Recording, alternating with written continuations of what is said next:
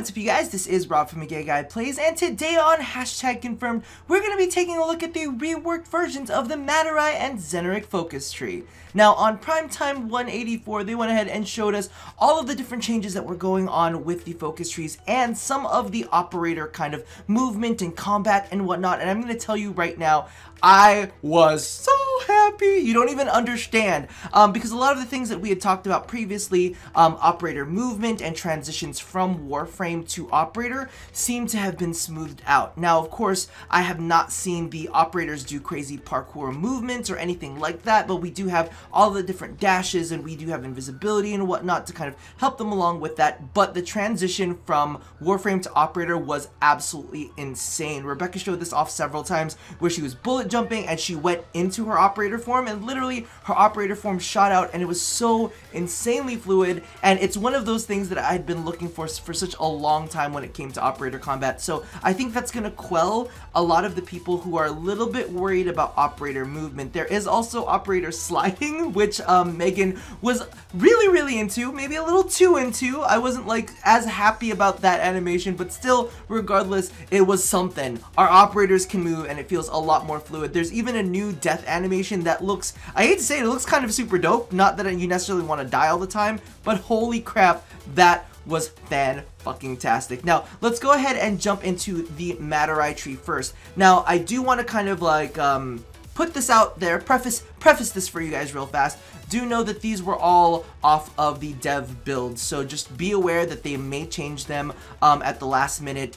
They have done some changes for the actual Zenurik tree, so kind of like everything is a little bit in progress, so don't think straight out of the gate that these are 100% done, but this should give you an idea of how everything is going to operate. So what I'm going to do with each of these trees is I'm going to break them down by how the tree will affect each ability, then we'll get into the passives, then we'll get into the Waybound passives. Alright, so let's start with Madurai. Void mode, now you have Void Radiance, which will consume 15 energy and blinds enemies around you when entering Void mode. So you get into Void mode, and then when you go ahead and get out of it, boom, you blinded an area of effect, which is really cool because you can blind and then probably go into your operator and do some stealth melee damage. I'm not sure if it's going to open up enemies to melee finishers, but at least you will open them up to the stealth multiplier, which is fantastic.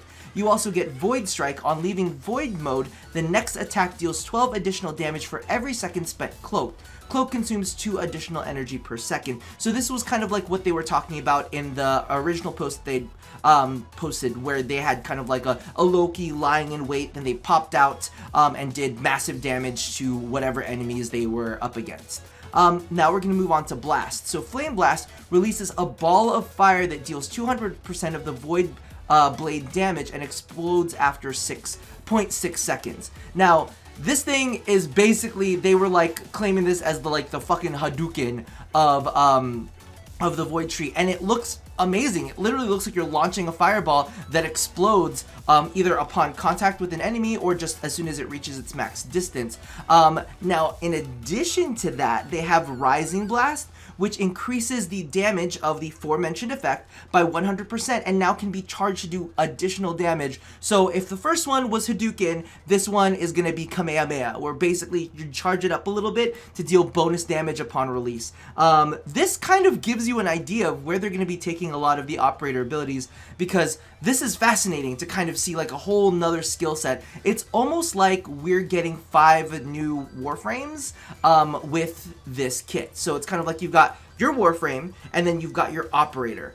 So in addition to that, we have Void Dash. Now starting off with that, we have Blazing Dash. Void Dash leaves a trail of fire that deals 1,000 damage per second over several seconds. So basically think about this as kind of like Nerja's Firewalker, but like just in a line, just in like a line for your dash. To kind of supplement that, there is Meteoric Dash. Void Dash deals 400 extra damage to enemies, so boom, you get even more bang for your buck, which is fantastic. So if you're into leaving kind of like, if you're into like zoning out enemies, you can go ahead and use Madurai for that to kind of like leave these trails to kind of force enemies either to walk through it or just take bonus damage if they're chasing you. It's fantastic.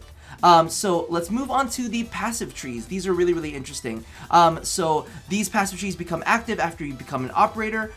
You get Phoenix Talons, which of course we already know deals bonus physical, the physical damage you deal is increased by 25%, and then Phoenix Spirit, which makes elemental damage increased by 25%. So pretty basic, but the interesting thing here, the next thing we're going to take a look at is the passives that are Waybound. Now, if you guys were looking at the stream, I don't know if I've got it cut up here. Hopefully I did a good job editing, which is probably not the case. But what we do notice on these passives for Waybound, it does seem like there is an extra component that is required in order to unlock them. I feel like it says something like a Brilliant Eidolon Shard to unlock it. So you'll need a Brilliant Eidolon Shard to make these Waybound things unbound. And when you make these Waybound things unbound, they'll appear on all of your other trees, so that way they're available for you regardless of what school you're in. So it's almost kind of like, it says a Brilliant Eidolon Shard, so I'm wondering if we need to, like, I don't know, kill an Eidolon in order to get that shard to unlock those Waybound abilities. I mean, hey, I think that's going to be really rewarding, and that's going to be something that I'm going after ASAP, because I want all of the passives. Regardless, we're going to go ahead and take a look at the Madurai one, which, of course, increases energy amps and Void Beam by 40%. So this is the first time that we've heard about Void Beam, and we're seeing it tied to these amps. So we have the dash, which is the dash. We have the Void Mode, which is the invisibility, and then we have the Void Blast, which is like the melee kind of like explosion thing. But now this is the first time we're hearing about the Void Laser, the Void Beam, sorry, I call it the Void Laser. So we clearly know that these are going to be tied into the amps 100%, and it looks like Madurai with Inner Gaze is going to increase the energy for amps and Void Beam by 40%, and Eternal Gaze is going to increase the regeneration rate for amps and Void Beam by 60%. So whatever it is that our Void Beam is going to be doing now, with these amps on them, we're going to get increased regeneration rate for that. So it looks like we're almost going to have two different energy pools. One energy pool for our actual abilities, and then one energy pool, almost like ammo, for our Void Beam. So let's go ahead and move into Zenurik, because I know a lot of you guys are really, really interested in that, and there were a couple changes that happened there. So let's start off with Void Dash. I don't think this is the one that got any changes, but Energizing Dash creates a bubble of energy regen that regenerates 5 energy per second when passing through it, and I believe it lasts for 8 seconds. That's what I was reading on the screen. Lightning Dash manifests a ball lightning after Void Dash that travels slowly and zaps enemies within 16 meters for 800 damage. So not only are you going to have this little bubble of energy, you're also going to have this cool lightning ball that follows the trail and zaps enemies within 16 meters for more damage, which is awesome. Another thing that they said about Energizing Dash on the stream, which I really thought was a good thing to note, was that if you have multiple players that are using Zenurik, you can actually stack those bubbles or stack the buffs off of those bubbles, and at the moment, okay, keyword is at the moment, Rebecca even was like, let's get back to you on that during that segment. So it might be a thing that's changing, but currently in their current build, you are able to stack multiple Zenurik buffs. So if you need like a swell of energy very, very quickly, and you have multiple Zenurik users in the team, you can actually go ahead and stack several of those bubbles. So that's really, really good to know for those of you guys who are having issues with your energy and will most likely need it for your really terribly bad efficiency builds. No, just kidding. I'm just kidding. A little bit, not kidding. But let's move on to Void Mode. Void Static. Void Mode emits a pulse that deals 500 damage over 500 damage per second over 15 meters and costs an additional energy. Void Singularity. Void Mode pulls enemies within 20 meters towards the operator and costs an additional 3 energy. Now the cool thing about Void Static is it's kind of like, it just kind of pulses around you. As we could see with like the way that Rebecca was playing, and you can see these little like sparks flying off of the ground. But you've also got Void Mode, which is really, really interesting because it'll actually pull enemies to the operator. So you can go ahead and use the Void Mode to pull enemies towards you and shock them with electricity, which is really, really cool. I think that's, it's really interesting the way that they made and themed each of these ones, right? They all feel like their own element, which is nice. So we've got Void Blast, the Temporal Blast. This one seems kind of a little bit boring, I'll be honest. The Void Blast slows enemies by 80% for 15 seconds, so that's a nice chunk. I just really want to see the radius off of this to see exactly how many enemies you can affect at once, or if it's just going to be pretty static, you know, kind of like how we've had it before. It only seems like you have to be on top of the enemies to actually get them to be slowed.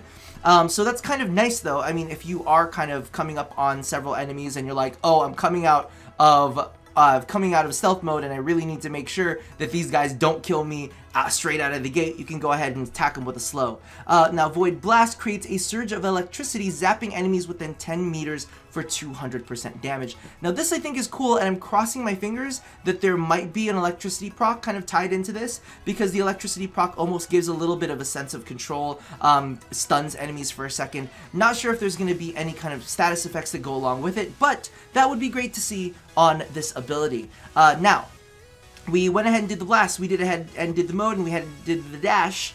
Now let's go ahead and talk about the passives. The energy pulse, energy pickups, and this is one of the things that changed, grant additional 50% energy over 5 seconds. So instead of having that arcane energized kind of pulse that radiates around you and your team, you actually get increased energy regeneration after you pick up an energy orb. I think that's fantastic. And one of the things that kind of keeps you sustained over time, because one of the things that you guys do need to kind of realize is with energy management, what tends to happen is if you have arcane energize, and this is for the arcane energized users out there, you know me, when you're nearly topped off, it's kind of like one of those things where if Arcane Energize triggers, sometimes you don't get the full benefits of it because legitimately just pops off and you're over the cap of energy. And then it just doesn't matter. But at least if you get additional energy over 5 seconds, you can kind of use abilities over the next 5 seconds and have some energy restoration coming after that, even if you are already topped off. So that's one of those things that I'm really, I was like, I like the fact that they're going in that direction with this. Then we've got Inner Might, which increases channeling efficiency by 60%. Now, we haven't really talked about channeling efficiency too much because melee channeling is kind of like meh right now. I'm crossing my fingers that they do address something like that with the update, maybe with the new Zaws that are coming out to give us weapons that'll actually work off of channeling efficiency, because right now I think there's only like 1 or 2 weapons that actually have bonus channeling damage on them.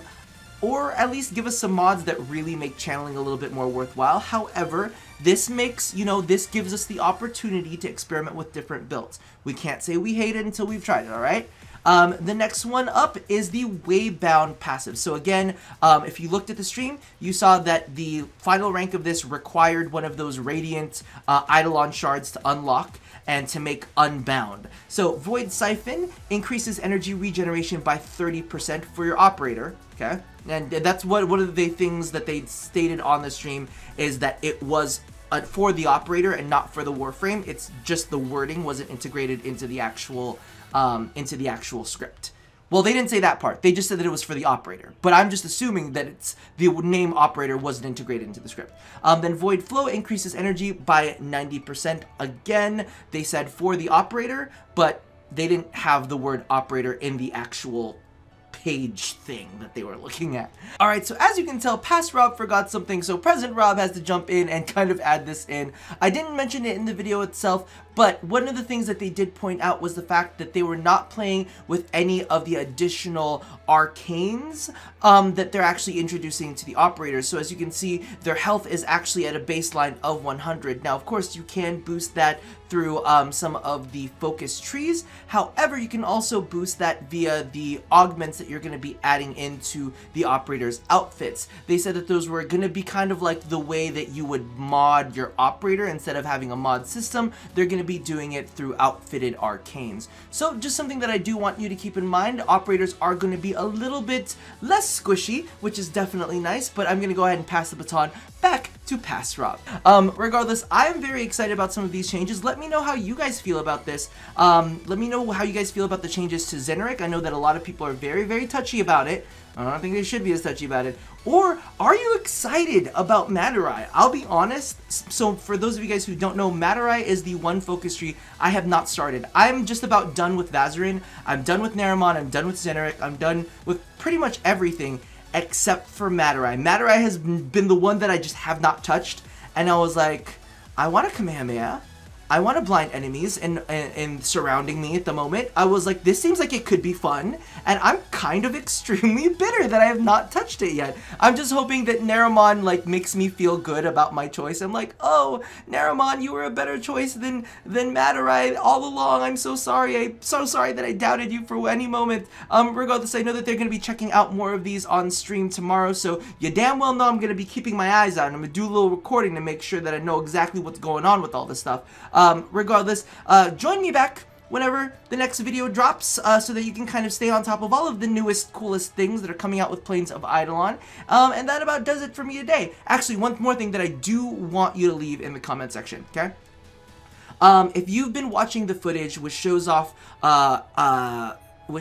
Rebecca's like operator and like the movement system, let me know how you're feeling about the new movement systems with the operator, because legitimately, I'm kind of excited for it. I'm feeling it. Of course, you know, there can always be more.